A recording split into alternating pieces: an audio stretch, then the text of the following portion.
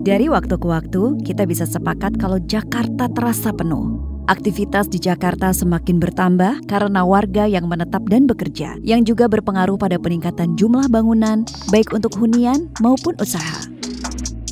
Apalagi pembangunan kotanya masih mementingkan kendaraan pribadi.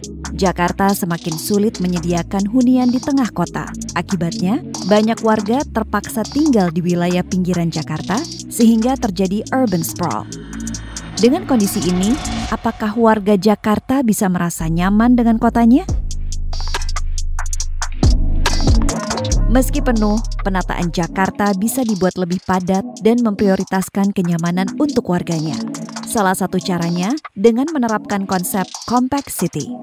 Jakarta ditata sedemikian rupa agar warga dapat menjangkau kebutuhannya dengan jarak tempuh yang singkat, bahkan dengan berjalan kaki.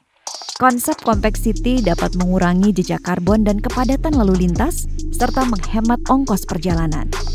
Karena jarak yang dekat dan akses transportasi umum yang mudah, Compact City juga memudahkan warga mengakses peluang kerja yang lebih luas dan intensitas interaksi semakin bertambah. Dengan demikian, warga lebih sering bertukar pikiran dan mengembangkan ide baru.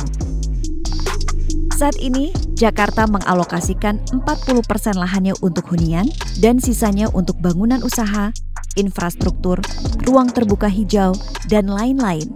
Nyatanya, warga masih sulit untuk mendapatkan tempat tinggal di tengah kota karena hunian sebagian besar rumah tapak sehingga boros ruang. Penggunaan lahan Jakarta masih terbatas dan tidak merata. Pembangunannya juga tidak optimal karena hanya 1 atau 2 lantai saja. Bangunan tinggi juga tidak berfungsi maksimal karena peruntukannya tunggal. Artinya, satu gedung hanya untuk satu fungsi seperti kantor saja atau hunian saja.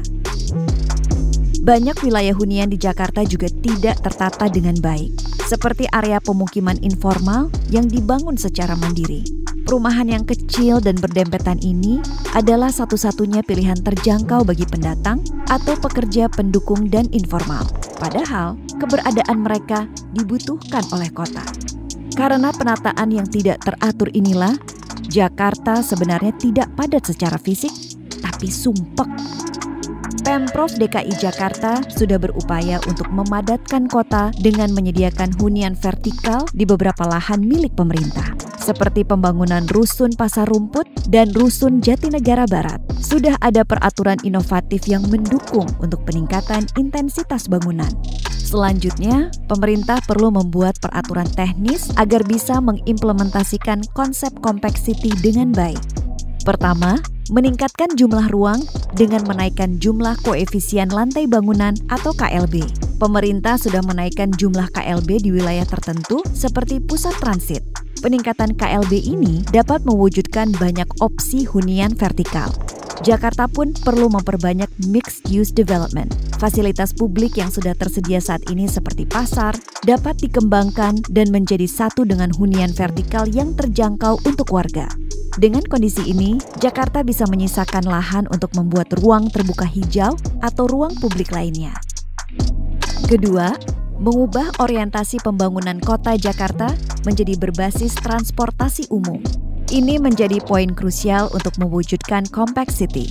Moda transportasi umum di Jakarta seperti KRL, MRT, dan Transjakarta mengalami kemajuan yang cukup pesat dan kini telah terintegrasi.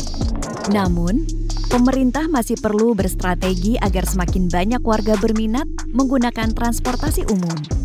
Compact City dapat menjadi jawaban untuk Jakarta yang lebih layak huni dan warganya tidak lagi harus tersingkir dari dekat pusat kegiatan untuk mencari hunian.